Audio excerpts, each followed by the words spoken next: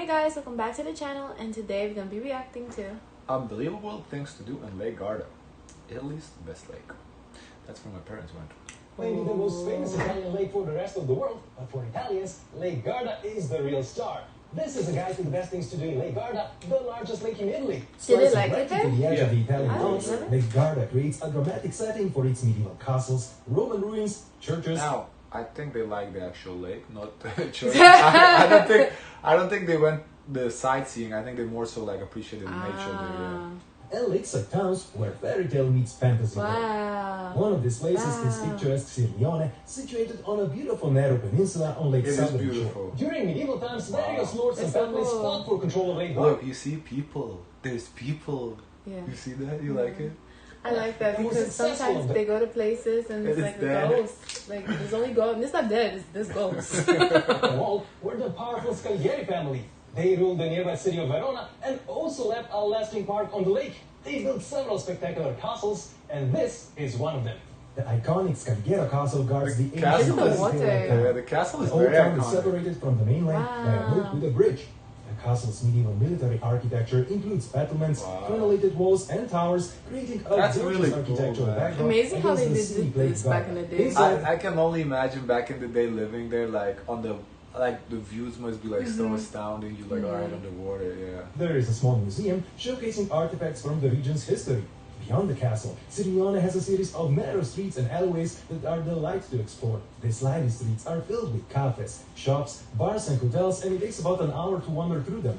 You can also experience Sirmione from the lake, as several boat trips are available, which take about 25 Do you think minutes. this water is deep? Since Lake Garda is a favorite summer destination, you'll have no trouble finding excellent swimming and sunbathing spots all along the Sirmione Peninsula. Heading towards the tip of the peninsula, you'll come across a garden of olive trees and a charming, simple medieval stone church adorned with valuable frescoes from the 14th and 16th centuries. Besides its spectacular location and rich heritage, Sirmione is also blessed with thermal waters, which often attracted the Romans. That is why at the very tip of the peninsula, you can also see the impressive remains of a luxurious and spacious Roman villa dating back to the 1st century AD. The ruins of this vast villa, surrounded by lake on 3 sides, makes for a picturesque estate, and a visit will take about an hour. Right below the Roman villa, at the very tip of the That's so peninsula, impressive is a for me. popular Those beach. walls.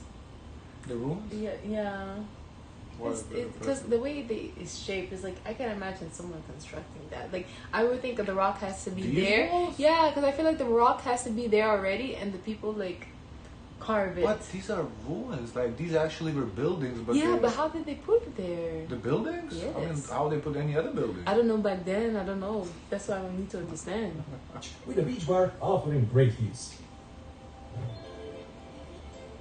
An equally impressive Yeah, the thing about Lake Como, what they said was super impressive for them, Great views. is this, like, how narrow the lake is. You can basically see the other side of the lake. So for them, this was like the biggest thing. An equally impressive gem, yet less crowded, can be found on the opposite side of the long lake. Here lies another stunning medieval lakeside town nestled among the mountains. Similar to Sirmione, Riva del Garda is also protected by a picturesque medieval fortress on the shores of the lake, complete with a moat and drawbridge. The picturesque fortress, Rocca di Manerba, dates back to the 1100s as the town controlled the northern half of the lake and the trade routes over the Alps. The fortress now houses a museum that depicts the town's history and artwork inspired by the beauty of Lake Garda. While exploring the museum, you can also Wow. climb to the Looks top like a of the picture. main tower, which offers great view. The rest of the small and easily walkable old town is guarded by medieval towers and ancient city gates. Two People of them really live hold there, or is the this just like a tourist spot? Well, Like, it is a tourist spot, but I do think people live there. But You think so? yeah, I think some live, but because somebody has to work the shops and everything, so those people do live there. But I think it's primarily the tourists, especially I would think in the summertime. It's definitely like a also destination. this goes. Oof. and Porta di San Michele are still in use today, leading you to a narrow maze of colorful streets and squares. But the heart of Riva del Garda is its lakeside square overlooking the harbor. It is lined with historic and brightly painted houses with cafes and restaurants, creating a picturesque and lively atmosphere. The square is dominated by ancient clock tower from the 1200s. Once used as a prison and lookout tower, it has Wow. 165 wooden stairs leading to the top. Popular Square is a perfect spot to relax and soak in the scenic beauty of Lake Garda. This part of the lake is famous for its constant wind, making it the perfect area for kite surfing and windsurfing. They did mention that there's a lot of kite surfing going on. However, there are also many lovely and well-maintained beaches ideal for swimming and paddleboarding. In Riva del Garda, these beaches are connected by a scenic, long waterfront promenade. The largest and best equipped is Spadia Savoni, which offers a mix of grassy and pebbly areas, plenty of shade and amenities. It's beautiful. Atop the hills overlooking Riva del Garda is absolutely stunning medieval village, Villa Canale, offering even more magical and serene experience with no crowds. With narrow paved alleys, arcades, small squares, and houses set against each other, I would love to see inside. Which maintains its original 13th century structure. Remarkably well preserved, Villa Canale was abandoned after World War II due to its remote location. However, in the 1960s, it was rediscovered by the artists and came back to life, becoming a vibrant meeting. So I wonder, it was abandoned. So who owns it now? People who rediscovered it? So that's so interesting. Weird. I wonder how does that work? Like, you know, like from the law perspective. Because if somebody owns it, they left, and somebody new comes in, at what point does it become? I guess you can claim abandoned property, I'm sure, somehow. If nobody, I guess it would make sense. So I guess those people who rediscovered claimed it. That's so interesting. Place for artists from across Europe with many cultural activities. You can explore the village's galleries and studios where contemporary artists create and display their work. Be sure to visit the beautiful cultural and artistic center, which hosts workshops, exhibitions, and various cultural events. It takes about an hour to wander through the village, which is filled with excellent photo opportunities. Photo ops. Back on the shores of the lake is another historic and charming destination, Limone sul Garda. Nestled between the mountains and the lake, this village was long isolated and accessible only by boat.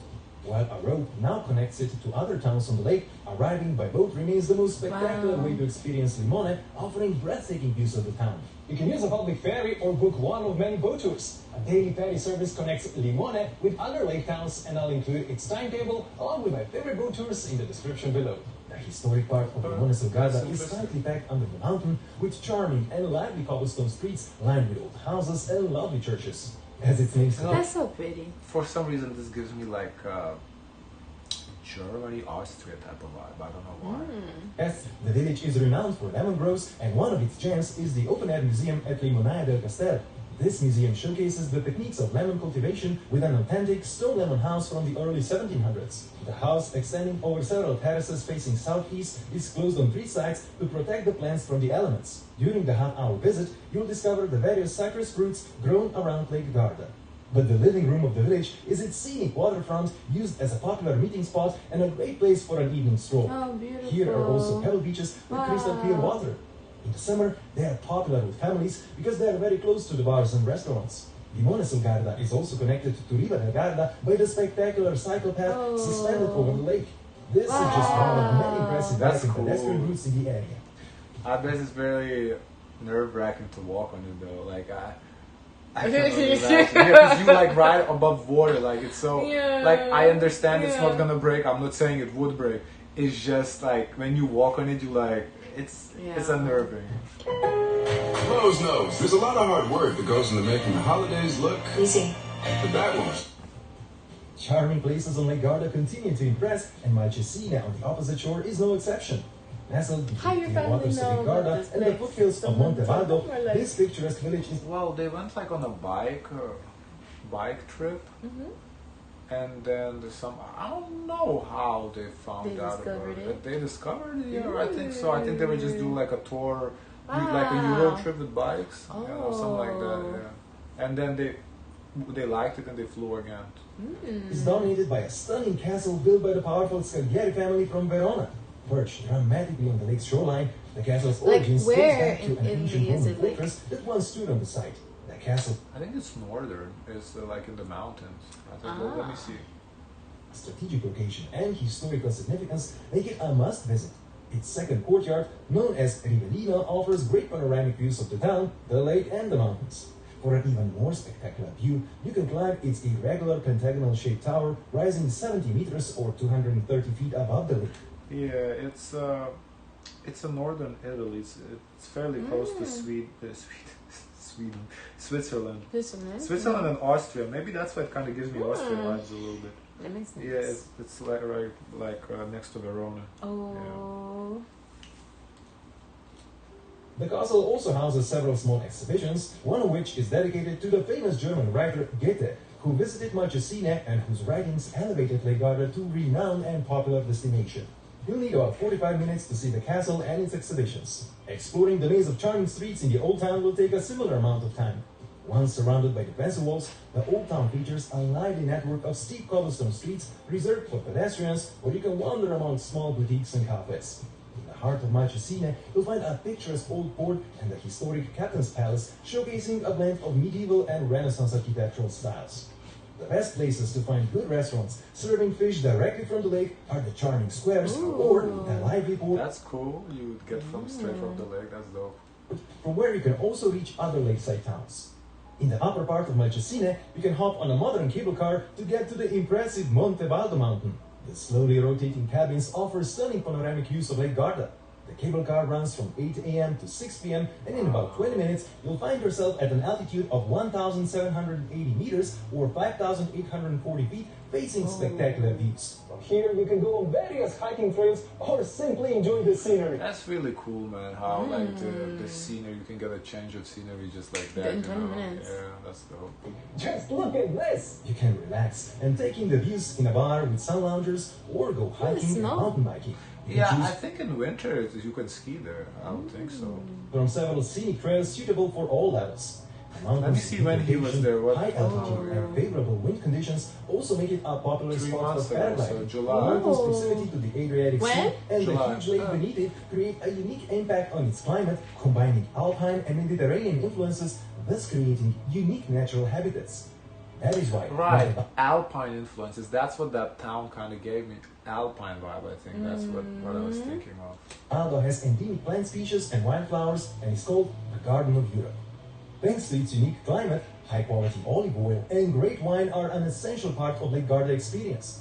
These two gems are produced around the charming historical lakeside town of Bardolino, located in the southeastern part of the lake, where rolling hills provide excellent drainage and sun exposure, creating a mild climate moderated by the lake. The town hosts several events dedicated to wine and shares its name with a popular local red wine. So be sure to buy a bottle of popular Chiaretto de Bradolino, a versatile and refreshing rosé wine that pairs well with a wide variety of dishes. The town features well-preserved medieval buildings and churches, adding to its historical charm. The old town center is teeming with bars, restaurants, and wine shops. The lovely lakeside promenade is perfect for leisure strolls, lined with cafes, restaurants, and shops. They have a Ferris wheel there. I don't know if you saw it. Lakeside promenade is perfect for leisure. Yeah, you see there? Oh, yeah. That's cool. Like, I imagine the view is dope from the top. Later, the suitable climate led to the production of red and rosé wines, as well the planting of the many olive groves. Wine is made from the grapes. Everything grown looks in the like for a vineyards on the picture. Savannah. It's like it's not for really for shopping. It's not really for sitting. It's not really for no. And hillsides. Known for its light, refreshing qualities and rich heritage, Bardolino wine is a staple of the local culture. In and around Bardolino, you'll find numerous wineries offering tours and tastings. Most of them have historical cellars and wine museums showcasing ancient tools and machinery once used for grape harvesting and winemaking. You might want to hold on. Rocca di Manerba. Another absolutely stunning fusion of history and nature is Rocca di Manerba. Situated on a strategic spur of rock more than 150 meters or 500 feet above the lake, the remains of the medieval fortress offer one of the best panoramic views of Lake Garda. The site is topped by a large cross in honor of a young man from a local legend. According to the legend, a terrifying wolf prevented people of Manerba from enjoying their lovely spot overlooking Lake Garda. A young man took courage and climbed to the top of the cliff to face the wolf. He protected himself with a large cross that he used as a shield, which is said to have frightened the wolf so much that it fell from the cliff and died. This gorgeous spot has been inhabited since prehistoric times. It's named after the goddess Minerva, whose temple was built here by the Romans. In the Middle Ages, a fortress known as Rocca was constructed on the same site. Centuries later, in the 1500s, the fortress was destroyed by the Republic of Venice, as it has become a hideout for bandits. Today, it is a fascinating natural reserve with important historical findings and rich flora and fauna. At the parking lot, there is a visitor center and a museum displaying artifacts from old settlements and presenting the history of the place. Cool. About half an hour from Lake Garda lies another remarkable site, a spectacular religious sanctuary dedicated to the Virgin Mary, built directly into a rocky cliff overlooking the Adige River Canyon. Whoa. At an altitude of 774 meters or 2,539 feet, this is the highest pilgrimage church in Italy and a serene place of That's meditation. beautiful. Despite its remote location, the sanctuary has attracted Catholic pilgrims as it is believed to be a site of miracles and spiritual healing. Visitors must ascend a series of steep steps and pathways carved into a rock, adding to its sense of pilgrimage. Visitors can either descend from the top of the cliff via a stairway of over 200 steps or take a shuttle bus from a I nearby wonder, village. like, over 200 steps. Like, how does he know? Like, do they count it and write how many steps there are? That's such an... Probably. Because it's not the first time I hear it, but, like, who counts the steps? Like, why does it matter how many steps is there? Of Spiazzi, located directly above the sanctuary. The church is seamlessly integrated into the rock. Its centerpiece is the statue of Virgin Mary holding the body of Jesus, known as Madonna della Corona, We've which seen attracts this many iconic pilgrims. scene According to the story, in the music statue videos. miraculously appeared Madonna in the della spot in Corona. 1522 after vanishing from the island of Rhodes, which was conquered by the Ottomans. Angels transported the statue to these rocky cliffs, leading to the construction of the chapel that later developed into a sanctuary. Despite all the amazing places I've showed you, the most fun awaits you on the eastern shore of Lake Garda, where Italy's largest amusement park, Gardaland, is located. This top European park But offers a that's full like a kid's park, it seems like. Yeah, it looks like Peppa Pig. Yeah. day of fun for visitors of all ages. You'll absolutely love it, as the park features some of Italy's most thrilling roller coasters for adrenaline enthusiasts, while also providing plenty of excitement This is for like families modern with young children. developments. We The saw park is the divided nice into buildings from back in the day to these Yeah. modern developments. Yep. themed areas, each beautifully designed to transport you to a different world and offering a unique atmosphere and specialized attractions. Gardaland also hosts a variety of live performances, including magic shows, stunt acts, and musical entertainment. Additionally, Gardaland sounds like Garfield land. the adjacent Sea You know Life Garfield, Aquarium right? offers the chance to explore Orange a Life. diverse range of marine life from around the world.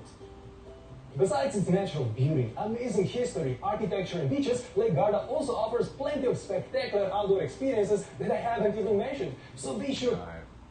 Okay, guys, of course, let us know your thoughts. Don't forget to like, comment, and subscribe. Join the Discord. And as always, share as much kindness as possible.